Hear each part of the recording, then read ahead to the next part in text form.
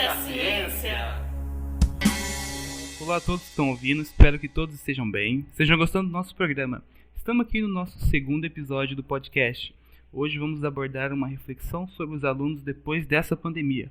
Para dar contexto, no começo de 2020 houve um infeliz acontecido de passarmos pela pandemia do Covid-19, onde a sociedade teve que entrar em isolamento. Para fins de segurança, as escolas de todo o país tiveram que adotar ensino remoto, e com o vírus sendo facilmente transmitido pelo ar, várias medidas de distanciamento sociais tiveram de ser implementadas.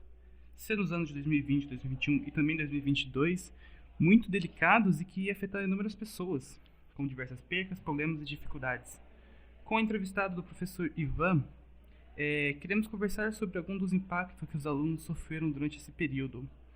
Então, professor Ivan, como o senhor está? Bom dia, Josi. Bom dia, Marcos. Bom dia, pessoal que está ouvindo a gente.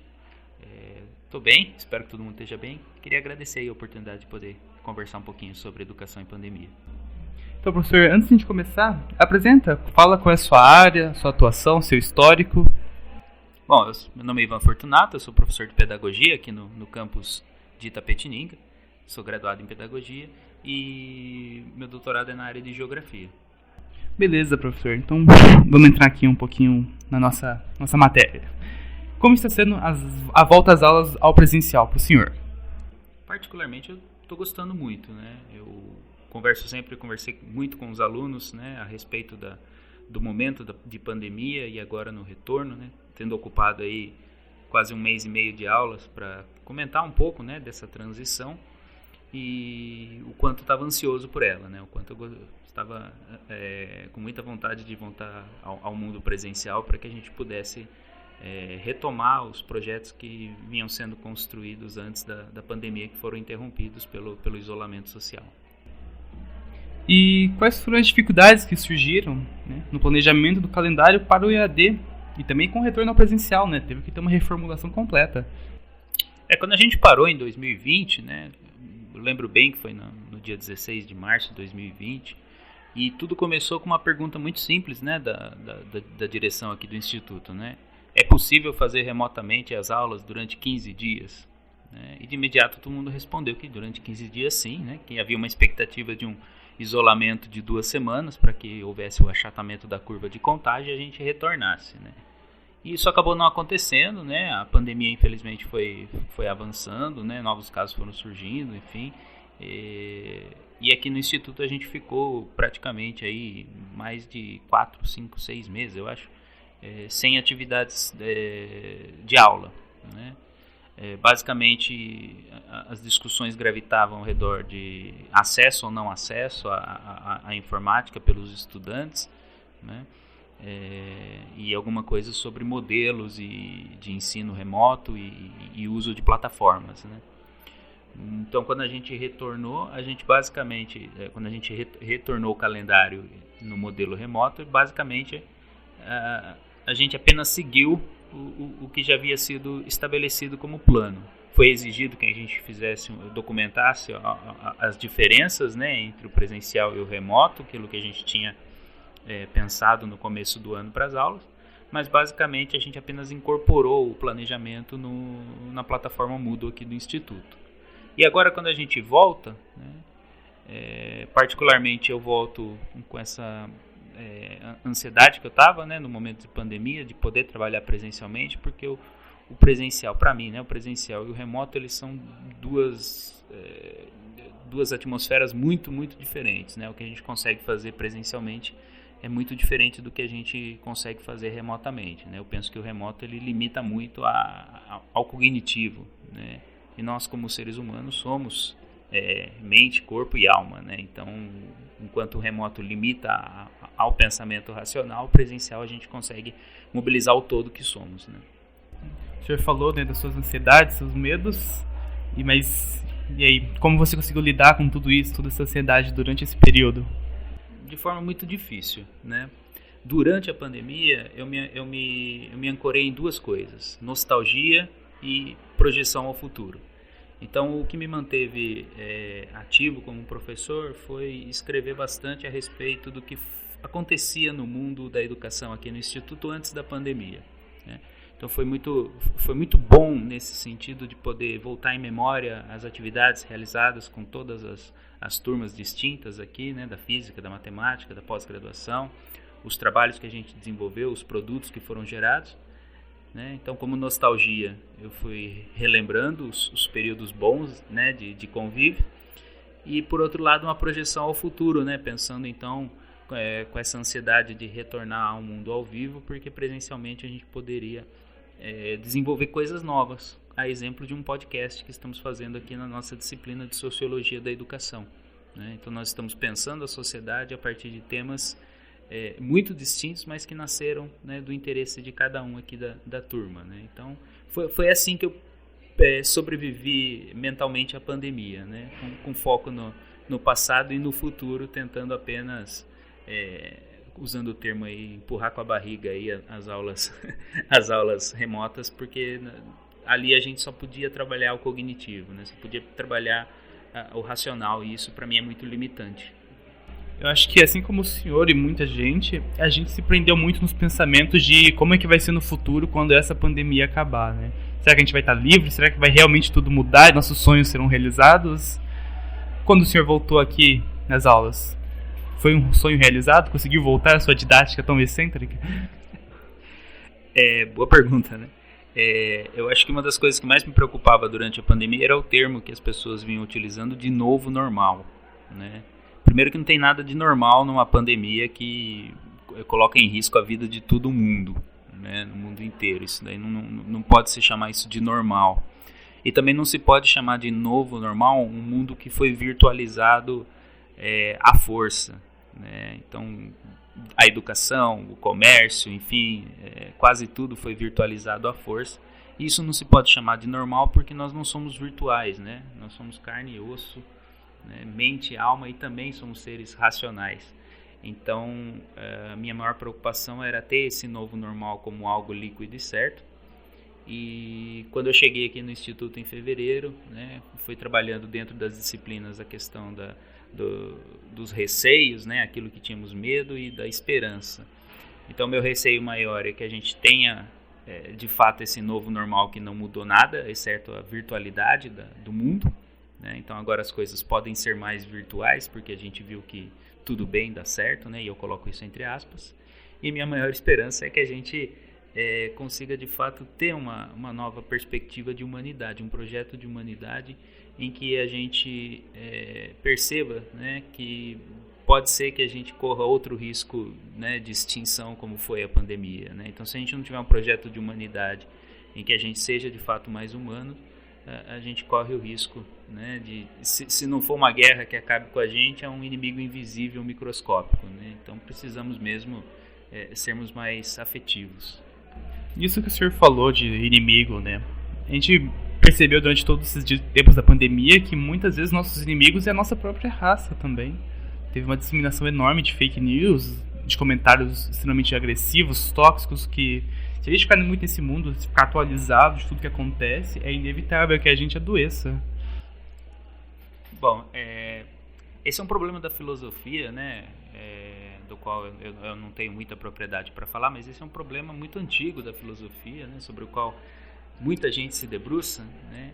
E uma das frases que sempre me vem à mente quando eu percebo essa brutalidade que você mencionou aí o homem é o lobo do homem, né? Então essa é uma frase lá da antiga Grécia que foi, e agora perdoa, não lembro o nome do filósofo que tornou ela famosa, né? Mas que diz assim, né? O nosso maior inimigo somos nós mesmos, né? E eu acho que isso é uma coisa para se pensar do que significa ser humano mesmo, né? Quando a gente fala vamos tornar os processos mais humanos, então a gente precisa colocar em xeque essa humanidade. Ou seja, o que significa ser humano? Significa ser o próprio inimigo de outra pessoa? Ou significa compreender a nossa natureza complexa, né? de instinto, né? de emoções, e também de um processo racional teoricamente superior, do qual a gente consegue não apenas viver e sobreviver, mas controlar a vida, modificar lugares, né? Modificar culturas, enfim. Então, eu gostaria que a gente não fosse o lobo do homem, né? Que o homem não fosse o lobo do homem. Gostaria que a gente conseguisse conviver com as diferenças, né? E isso é um exercício muito difícil, né? De escuta e aceitação do outro. Sim, ainda nesse mesmo tema, é engraçado a gente pensar que ser humano nesses últimos 2, 3 anos é a gente se afastar do próximo, é a gente estar distante fisicamente do próximo. Acaba sendo uma grande ironia. Veja que a coisa se tornou tão complicada no mundo que a medida mais saudável nesse momento foi se distanciar, né? Então a gente se tornou perigo de contágio para nós mesmos, né? Então essa é uma reflexão que temos que fazer, como eu disse agora há pouco, de projeto de humanidade, né? Então esse novo normal que supostamente voltamos agora, né? Ele deveria ser de fato algo novo, né? E não cair numa normalidade, né? A normalidade ela é perigosa. Pierre Weil, né, um psicólogo bastante conhecido, ficou conhecido porque ele escreveu o livro O Corpo Fala, mas ele tinha uma percepção de vida muito mais profunda e complexa, né? Ele escreveu um livro chamado Normose, né, ou A Doença de Ser Normal. Então a gente precisa também refletir sobre o que significa ser normal, porque nós estamos num mundo que, pelo que eu vejo, não deveria ser normal. A gente não deveria ter um mundo em guerra, a gente não deveria ter um mundo em que existem tantas disputas entre as pessoas. Eu penso que o normal talvez seria um convívio muito mais harmonioso entre as diferenças, né? Depois de passar por todos esses questionamentos, todos esses pensamentos de quem é o inimigo, somos o inimigo, o que é normal, agora estamos voltando, né? Estamos lentamente voltando à sociedade. O senhor se sente pronto para voltar a dar aulas presenciais? Não. Não, mas a gente precisa se aprontar, né? Então, boa parte do que temos que fazer nesse momento é conversar com o outro, né? Mais ouvir do que falar, né? Então eu acho que estamos num momento de dar chance às pessoas de se encontrarem consigo mesmas, né? E dar tempo de refletir sobre essa pandemia, sobre o que foi isso, esse isolamento, esse mundo virtual, né? Essa nova normalidade aí. No sentido de o que isso significa para cada um, né? Então a gente precisa ouvir os alunos, ouvir os professores, ouvir todo mundo, né? Com o objetivo apenas de escutar, né? Então que as pessoas tenham esse tempo de amadurecer o que foi essa pandemia, o que foi esse mundo de isolamento, as perdas que tivemos, né?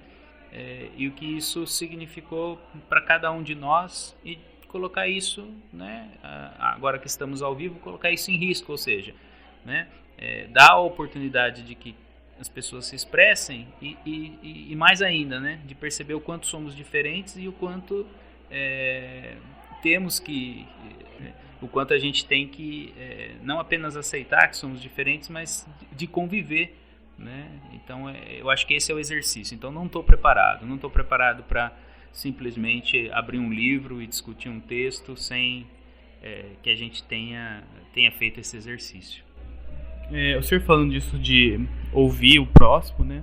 É até gostoso porque pra gente fazer o episódio de hoje, a gente recolheu umas informações, a gente gostou de ouvir os alunos, fomos atrás deles, abrimos também enquete online que pouquíssimas respostas tivemos, mas a gente percebeu que os alunos estavam muito engajados em poder relatar, né, o que estavam sentindo.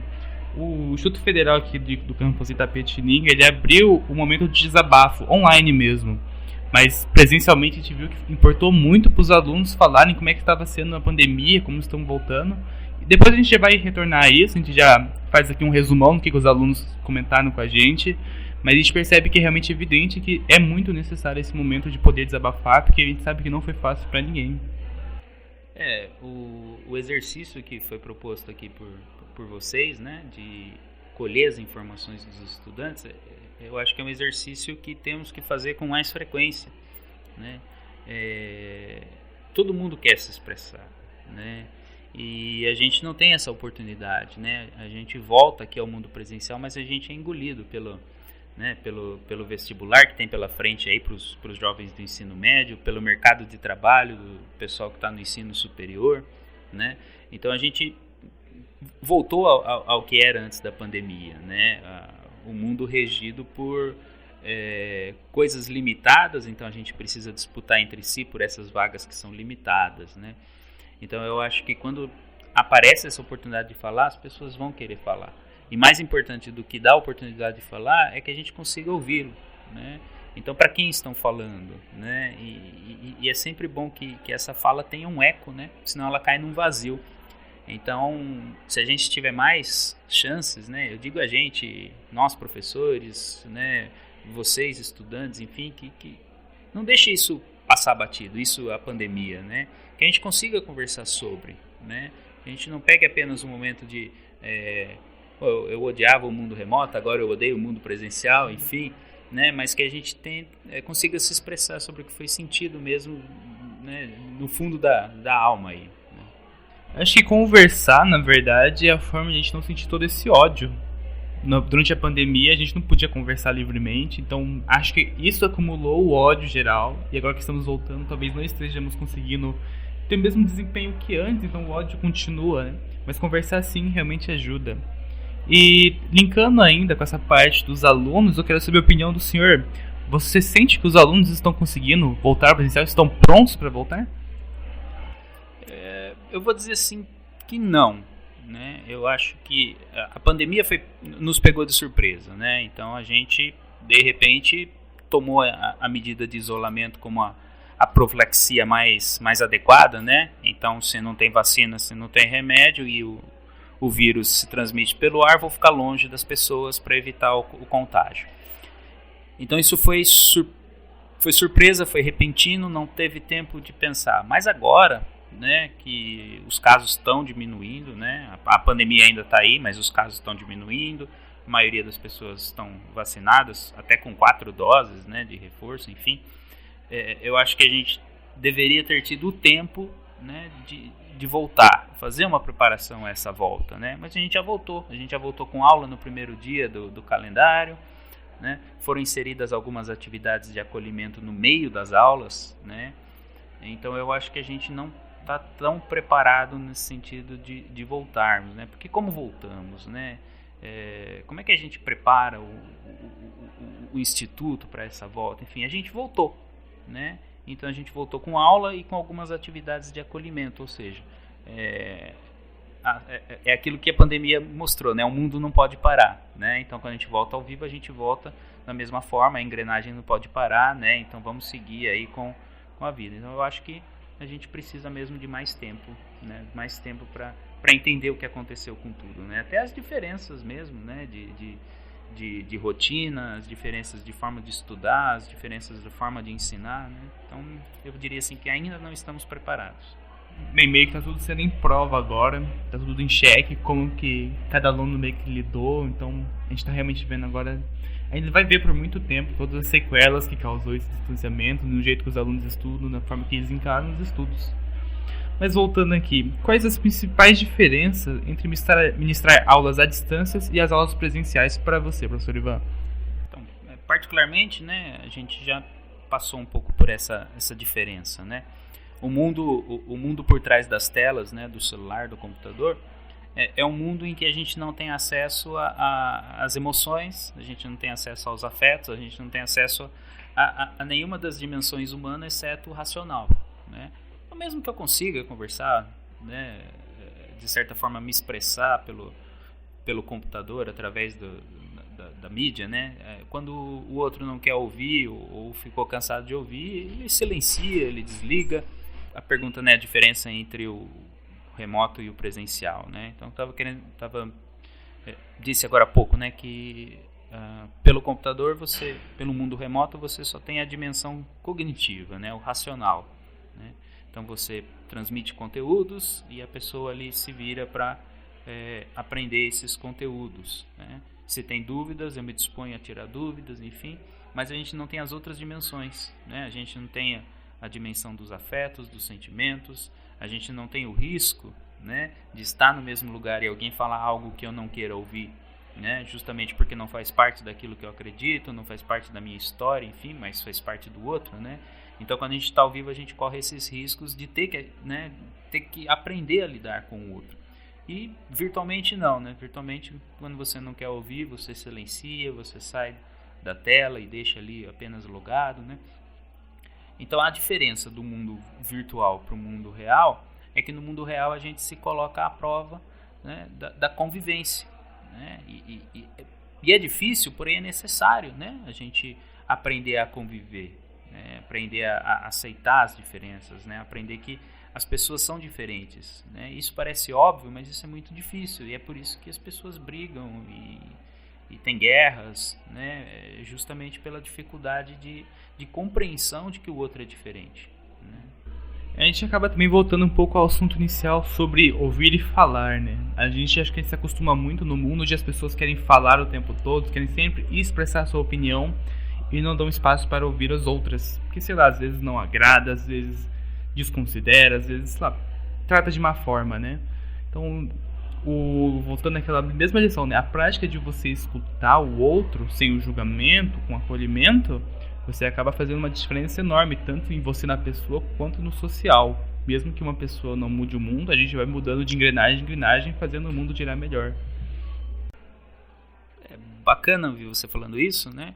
Porque é justamente o que eu penso, né? Eu penso que a gente não muda o mundo, né, de fora para dentro, é de dentro para fora, né? Então eu não mudo a educação, né? Que eu não tenho força de mudar um sistema, né? Paulo Freire não teve força de mudar um sistema, Edgar Morin não teve força de mudar um sistema, mas a gente muda quem está perto, né? E quem está perto talvez consiga mudar quem está perto. Enfim, é essa a intenção, né? De que a gente não soluciona os problemas do mundo pensando no mundo, a gente soluciona os problemas do mundo pensando naquilo que eu tenha condições de mudar, né? Então, se eu me preocupo muito com o que está muito longe de mim, pode ser que eu, né, passe batido com aquilo que eu poderia resolver, né? Um simples acolhimento, às vezes, né? Um aluno que só quer ser ouvido, né? Só quer falar, não quer nenhuma resposta, né? Só quer falar. E eu deixo isso passar batido porque eu tenho que me preocupar mais com aquilo que eu tenho que ensinar, porque o que eu tenho que ensinar é o que cai no vestibular, e é o vestibular que vai definir o rumo da vida da pessoa, né? Então é um foco muito grande num futuro hipotético, num futuro que a gente não tem controle. A pandemia mostrou isso pra gente, né? De repente o mundo ele pode ser colocado de ponta cabeça, né? Então essa coisa do presencial, do aqui e agora, né? Então, se estamos presencialmente, né, por que não aproveitamos que estamos presencialmente para tomar lições uns com os outros, né? No diálogo mesmo.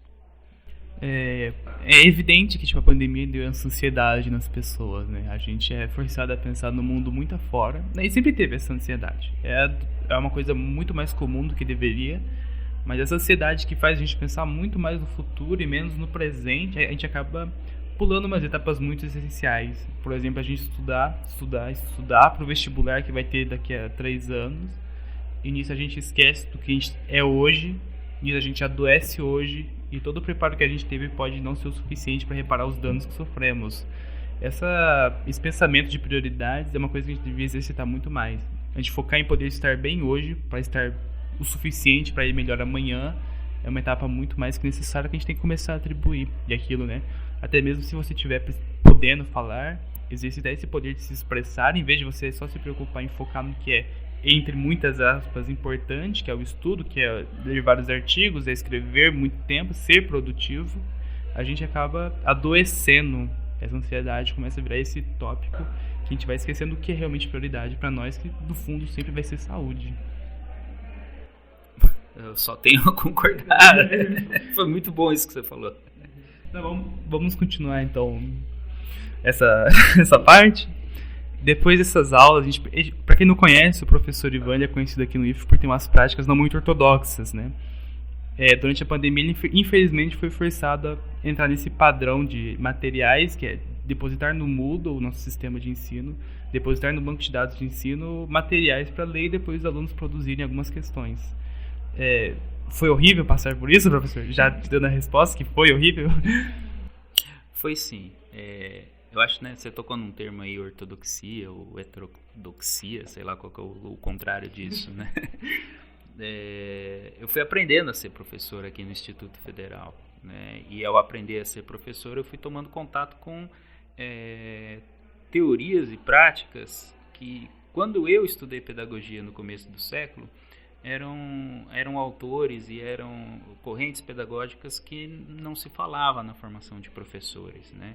Um exemplo que quase todo dia eu falo nas minhas aulas, né, é o do professor Celestin Freinet.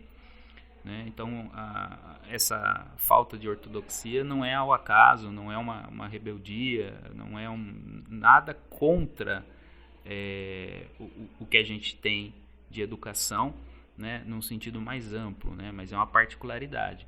Então, eu fui aprendendo a ser professor a partir, né, de Celestin Freinet, de Alexander Neil, de alguns autores que aos poucos eles vão aparecendo, né? Então, em 2000 a gente tinha poucos pensadores que se referiam a Freinet, com o passar do tempo eles foram aumentando, então não é tão desconhecido assim. Claro que a dificuldade é sempre a gente colocar em prática essas pedagogias que elas não se encaixam exatamente no modelo que temos. O modelo que temos é aquele que cabe perfeitamente no mundo virtual, né? É o modelo de transmissão de saberes, né?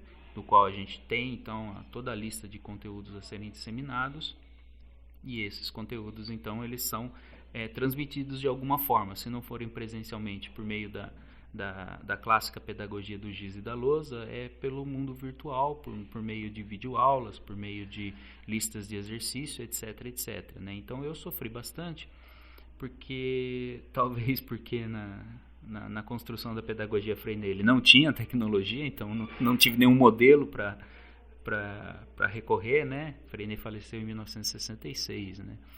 Então muito antes aí da internet comercial que temos hoje, né? Então eu sofri bastante porque eu tive que voltar a um modelo do qual, como estudante, eu não gostava, né? Então esse tem sido um exercício para mim também, né? De não reproduzir o que eu não gostava como estudante, mas aos poucos eu tenho que ir escutando as pessoas também, né, e descobrindo que existem estudantes que gostam, né, do modelo mais tradicional, enfim. Então isso também vai me colocando em xeque aí a forma de trabalho, né? Então não é porque a minha forma de trabalho é essa que eu tenho que seguir ela para sempre, né, sem o diálogo, né? Então esse também tem sido um exercício agora no mundo de volta ao mundo presencial, né? Então a gente precisa dar abertura para as pessoas falarem, para entender, né? Se as pessoas gostam ou não gostam, né? Se dão bem ou não se dão bem, né? Com as diferentes formas de encarar a vida e inclusive a educação, né? Então para mim também é um exercício, né? De encontrar por aí pessoas que gostam daquilo que eu não gostava como estudante, né? Então é um exercício de reflexão aí muito profunda agora nesse momento, né? Então como dosar aquilo que eu não gosto, né, com aquilo que as pessoas gostam, né? Então é aquilo que nós falamos do diálogo, né, da escuta e do aprendizado, né? Então eu não posso simplesmente ceder, ao mesmo tempo que eu não posso impor, né? Então qual é a resposta para isso, né? A resposta para isso não se dá de imediato, né? Por isso que eu digo, nós não estamos prontos, né? A gente está sempre em desenvolvimento, sempre, se a gente quiser, obviamente, né? Se a gente quiser ter esse tempo de reflexão, né? Esse tempo de amadurecimento das coisas, né? Inclusive das práticas pedagógicas, né? O senhor falando sobre isso, eu acho engraçado pensar que o jeito de ensinar sempre muda, de classe para classe. Ensinar não é tipo uma fórmula que você sempre aplica e dá certo. É importante você ver que cada aluno tem seu jeito, tem a forma que se dá melhor. Tem muito aluno que não consegue bem em prova, muito aluno não consegue bem em seminário, alguns não conseguem produzir um trabalho. Não que seja algo ruim, é o estilo do aluno, né? Então acho que o trabalho principal do professor hoje, que não está seguindo completamente os padrões antigos, é sempre alterar o sistema de ensino para que se encaixe melhor em cada turma. É um exercício difícil, é um exercício que leva muito tempo de experiência para você saber identificar os pontos positivos e negativos. E agora, depois do ensino remoto, você acha que alguns hábitos do ensino remoto vão continuar nas suas aulas? Então, eu acho que não. Eu acho que, bom, desde antes do mundo remoto, eu sempre fiz questão de ter um grupo de WhatsApp com as turmas, né, de me deixar disponível para conversar com quem fosse a qualquer tempo, né. Então, eu acho importante, né, que as pessoas tenham essa abertura, né, de poder, enfim, conversar comigo a hora que vem a dúvida, que vem a inquietação, né? Então isso não foi por causa da pandemia, né? Isso daí já vinha sendo feito antes, porque eu acho que muitas vezes as coisas não se esgotam dentro do tempo da aula, né? E aí sempre vão surgindo ressonâncias, né? Então tem muita gente que, a exemplo de você, né, que vem com suas inquietações e quer desbravar o mundo da pesquisa, do conhecimento, né, Josi? Então, esse é um hábito que eu já vinha cultivando antes, né, de estar disponível aí o tempo todo, né, no meu tempo, obviamente, né, então eu sou uma das pessoas que não vou me incomodar se alguém me mandar mensagem 3 horas da manhã, né, eu vou responder no dia seguinte, a hora que eu puder, né, mas é o tempo da pessoa, às vezes, né, tem gente que estuda muito bem de madrugada, né, então é aquilo, né, então pode entrar em contato a hora que for e eu vou responder a hora também que eu tiver mais à vontade, né. Agora, a questão de depositar conteúdos, enfim, eu acho que isso não vou manter, né? Eu acho sempre bom ter um repositório, onde tem algumas coisas de acesso, né? Então, que as pessoas podem acessar uma literatura, né? Mas não como uma literatura obrigatória, né? Então, isso daqui é essencial aprender, né? Eu sempre penso que toda literatura obrigatória, ela é uma atitude arbitrária, né?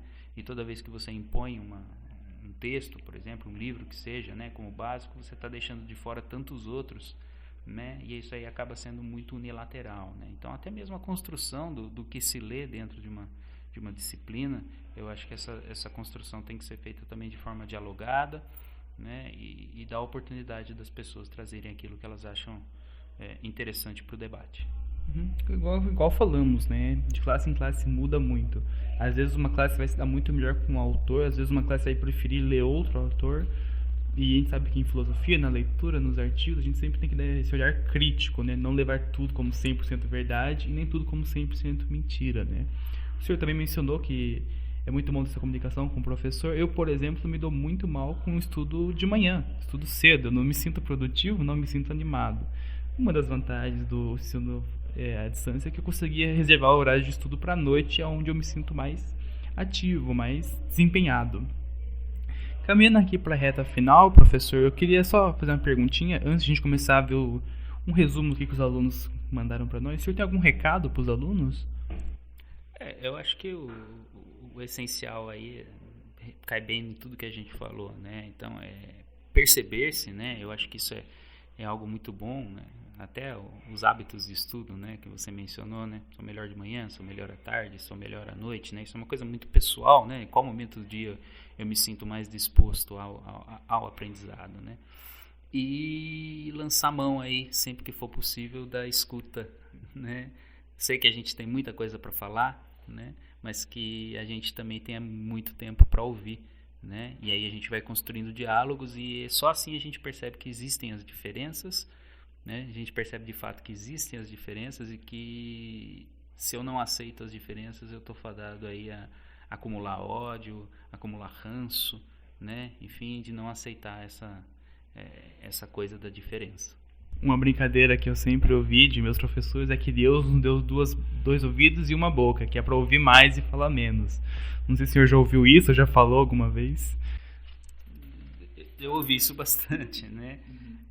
E geralmente esse ditado, quando eu era mais jovem, era lançado dentro da sala de aula quando o professor queria fazer o controle disciplinar da turma, né? Então, isso também é uma coisa muito interessante, né? Então, por que não respeitar esse momento de euforia, né? Mandar todo mundo calar porque tem algo importante a ser dito, né? Sabe-se lá para quem, né? É importante isso.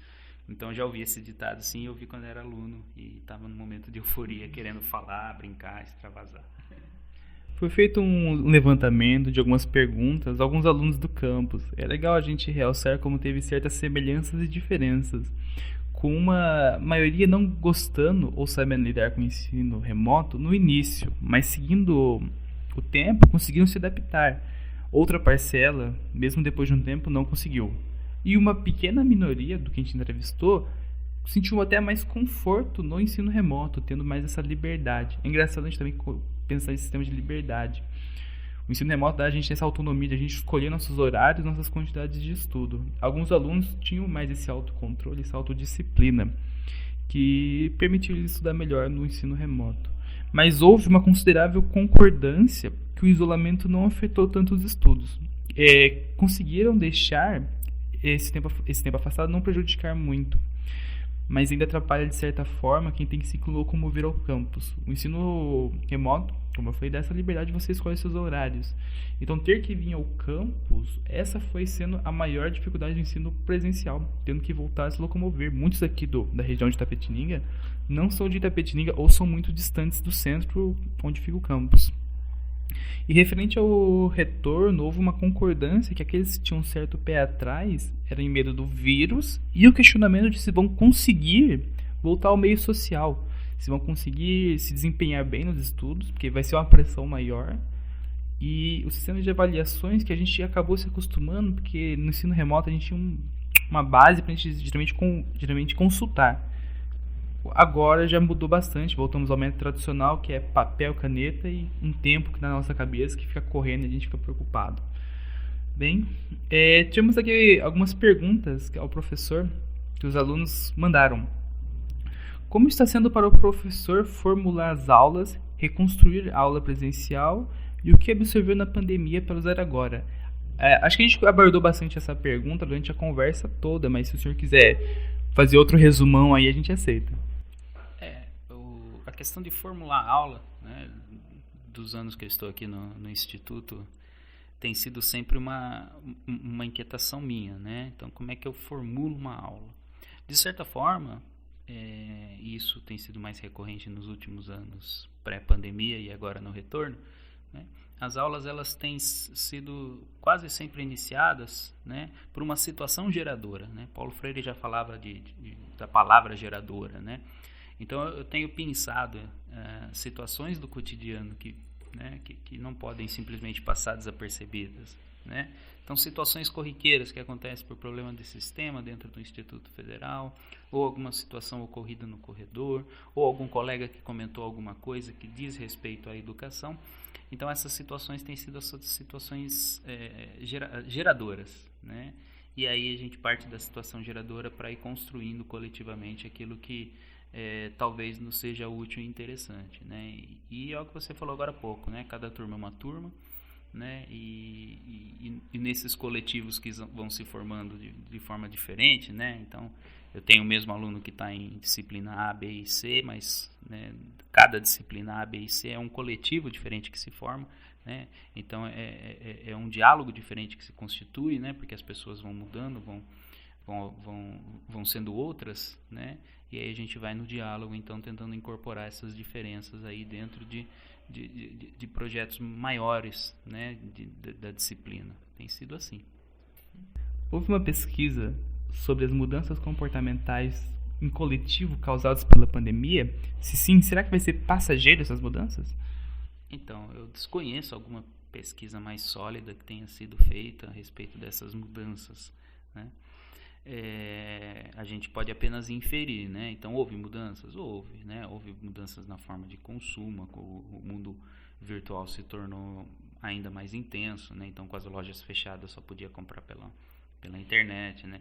Então, houve, de fato, mudanças, né?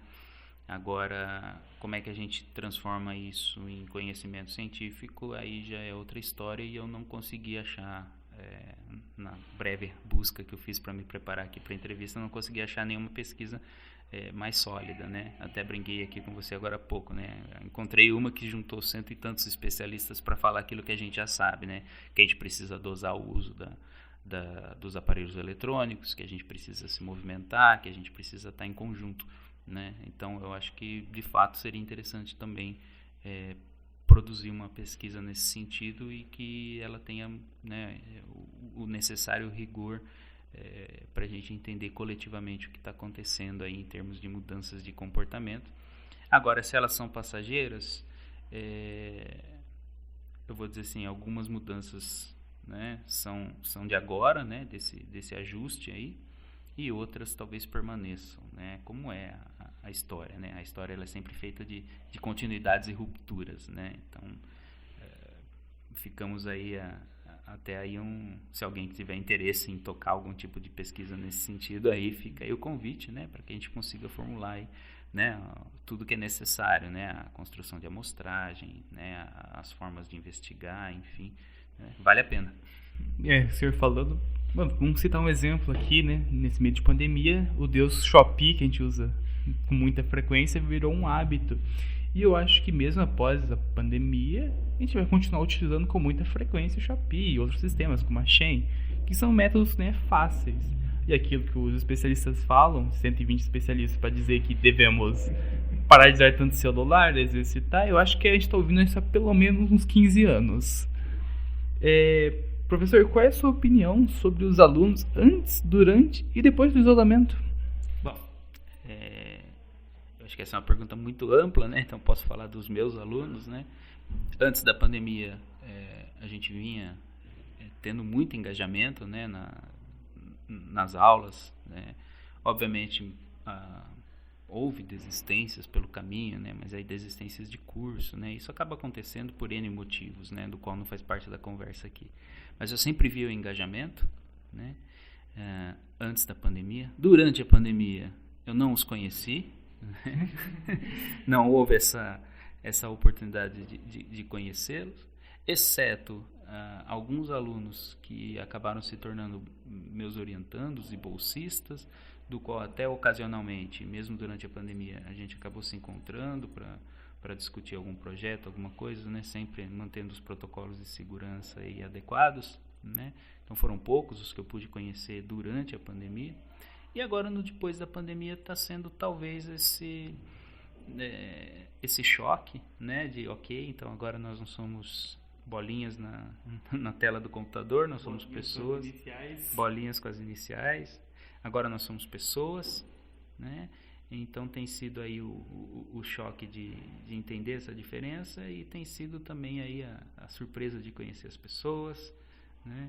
E de enfrentar talvez aí principalmente aí com uma turma de pessoas já graduadas, aí tem sido aí o conflito entre a expectativa de uma educação mais tradicional versus uma educação dialogada, né, de construir coletivamente as coisas, tem sido aí talvez aí um pouco mais conflituosa, né, e sempre pegando esse conflito no sentido de aprendizagem, né, então de perceber as diferenças, né, que eu falei agora há pouco e insisti bastante, né, então tem sido um risco, né? Um risco não no sentido de contágio, que isso a gente precisa evitar sim, mas tem sido um risco de perceber de fato as diferenças, né? E de não poder silenciar, como a gente fazia no computador, de não poder me ausentar, né? Então isso tem sido um aprendizado muito, muito bom, né? Para mim, principalmente, né? Porque eu tenho me feito sempre essas perguntas, né? O que eu aprendo com as situações de adversidade, né? E tenho partilhado isso com os estudantes, então tem sido, eu vou dizer assim, da minha perspectiva, tem sido muito bom estar de volta ao vivo aqui.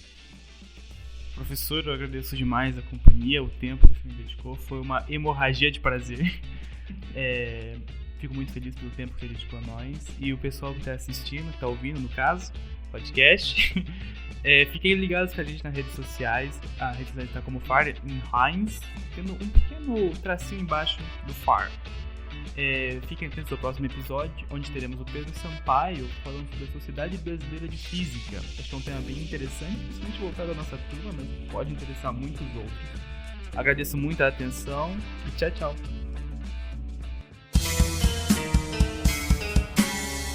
Fahrenheit, da maionese à ciência.